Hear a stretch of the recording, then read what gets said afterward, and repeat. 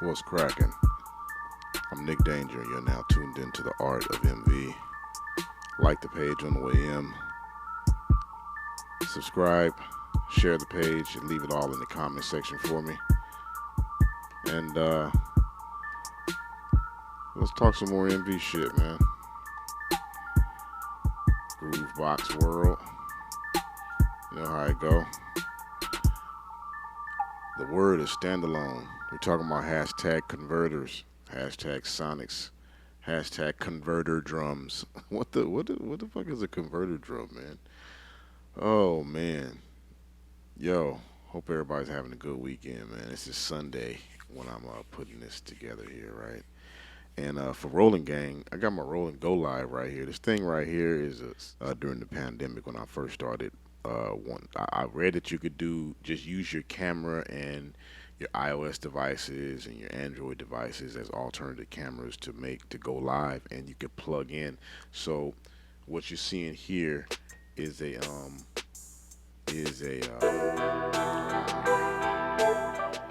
what you're seeing here is this gold. This is a nice cable. This is a high quality cable here. Gold tips, really hot. It's a wide cable coming in from an 8 millimeter or the smaller, not a quarter inch, but the regular headphone jack size, into quarter inch and coming straight out of my interface, or my digital mixer rather, and into here. And then, I got my camera and I got everything that's mixed into here being funneled down into here, and it gets a decent signal. Some of the mic pre's in here are kind of loud when coming in here. For 60 something bucks, man, if anybody is thinking about sharing what they're doing with their MV on the community and with the community, that's a cool thing, man. I mean, it gives you a lot of things to fly in. Everything that you guys seen me do so far. Now, I do fly in other B-roll footage from other devices that I have that you guys probably seen me with. Like, I got a POV style GoPro camera called an EPK7 that gives me the POV view when I'm over here, and I've used some of that footage before. I've also used footage from my Canon T1i from way back in the day to steal blurred footage on some videos. So I'm just scrapping together and being as creative as possible while paying homage to this beast of a workstation. Anyway, let me check. Hold on a second, y'all.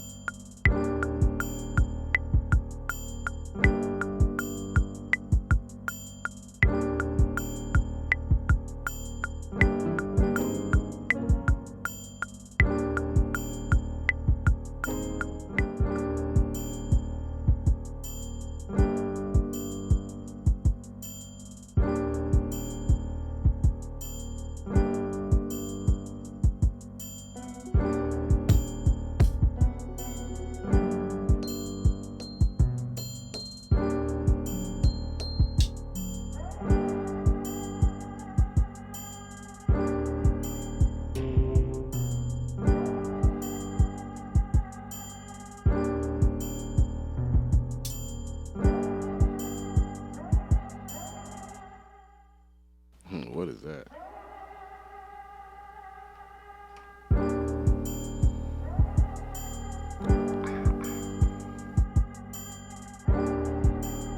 So lots of people, like I said, I'm not, I don't count myself amongst them, but don't consider the 8000 and the MV-1 in the same family. I do. As a matter of fact, go to this chart back over here where I was. I'm gonna do a little A to B because I was peeping out some. I was actually peeping out some some of the effects that appear in here, and you know, the upgrades for the MV-1 as far as the MFX you get. Well, the way the MV-1 is made, for one, if you're comparing it to this one, and let's just say for the sake of argument that they are the same, and one is upgrade from the other, right? This the way the signal flow was mapped out for you for the internal tracks and the hard drive tracks, the audio tracks. Both have their own, you know, dedicated 3-band EQ channel with the Q points. They all have reverb and delay sends, and you can send them to the auxiliary bus, or you can send them to an out because it has analog outs. So there's quite a bit under the hood when you talk about the MV-8000, 8800. With the MV-1 VerseLab, it's compact, and it on the surface it looks to only have really 7 tracks because the eighth is just really the vocal take lane. So, but it's really more than that when you break down the way it's structured. And one thing it does have is over this is that every channel has not only the EQ and the reverb and delay sends, and the reverb and delay sends on the MV-1 VerseLab all have presets that are like you can get the Integra reverb delay send, or you can get the SRV reverb, or you can get the different kind of chorus that you might want instead of a regular chorus, and all those are presets as well as, you know, you're making custom settings, right? Then you got your compressor on each channel as well, and each clip, each tone has access and has its own path with the MFX. So unlike this one, you don't have to move it around and record what you do. You can just apply it to the end, and the master bus has in the chain is MFX in the chain, along with parametric, a spectrum EQ, what's over here, a spectrum. Let me see that reverb delay, the MFX, the multi-comp 5-band EQ and limiter, and in the multi-effects you got a spectrum EQ that's pretty dope as well. So the way it's laid out is a bit different, and it sounds good. Now let's talk about sound. Sound, this has a character, and that has a character. That character is more clean, colorful, punchy. So before we talk effects, we gotta talk boss, and we gotta talk authenticity. So if you don't know, Boss is Roland's effects wing. It's not a separate company, it's just the effects wing. But we're going to talk about two effects in particular. This one right here, the 4-button chorus, and the Juno choruses, because they were defining effects for Roland before they branched off and created Boss, right? And what needs to be noted about the MV-8000 is that some of these effects are the actual boards. I was corrected on a thread by one of the developers when I called the guitar pedal multi emulations. He said, no, basically there's a Boss ME50 inside the MV-8000. So those are the actual custom effects. But the 325 Boss Flanger and the Space Echo 201 Space Echo and others all appear in both the MV-1 VERSELAB or VERSELAB MV-1 as well as the MV-8000. So this is one that wasn't on here, like I said. This is one of the more legendary effects from the SP series, and it appears on almost all Roland gear though, because I have it in my Phantom X, it's in my Integra 7 and the effects section, and it's on the SP. So okay, now this is the MV-8000. All right, so like I said, you have most of the same effects blocks as well on here. It's laid out a bit different, but once again, I'm gonna mess with the same things. Like I'm gonna take the signal dust up on here a little bit here. I like to mess with the frequency because it's very audible.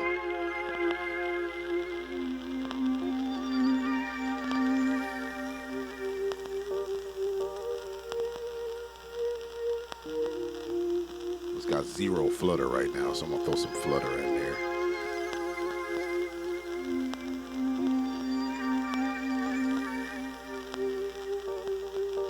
Now, to me, the MV-8000 has probably the best phonograph emulation that is on a Roland piece of gear. I'd have to hear others, but you have to convince me that you can make this, you can customize this thing. It's so dope, man.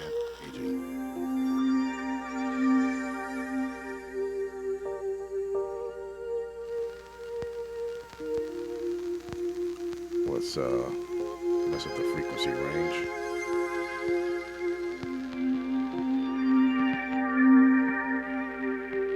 Signal dust. Let's add some flutter. Take some flutter out.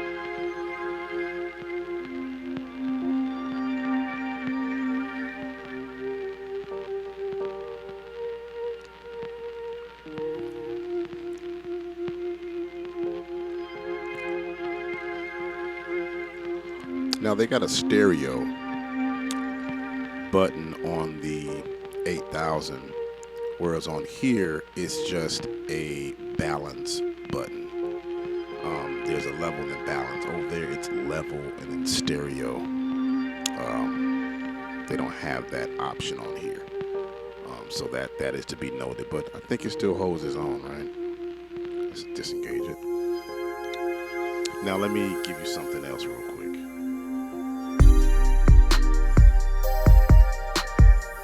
I want to engage the transient on here, right? To give you another thing that I think they did.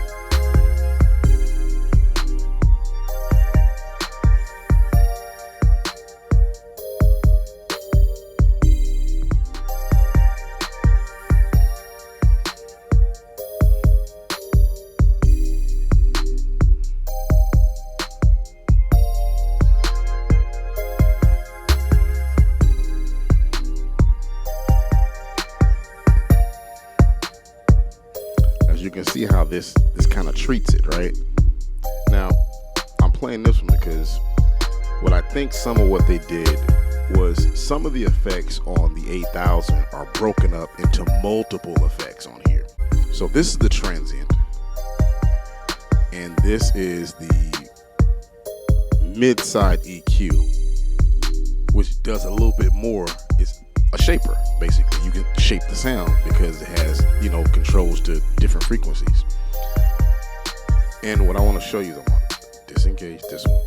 And I'm going to engage the stereo dynamics processor on here. It did exactly what the transient on here did. You could hear it. And on this one, the effects block actually has the compressor, enhancer, EQ, and noise suppression, right? So it has some of the same blocks just inside that one effect. Whereas something like the transient does not have that because it's not the same thing. It's just one of the elements that they put inside this thing. And next is the legendary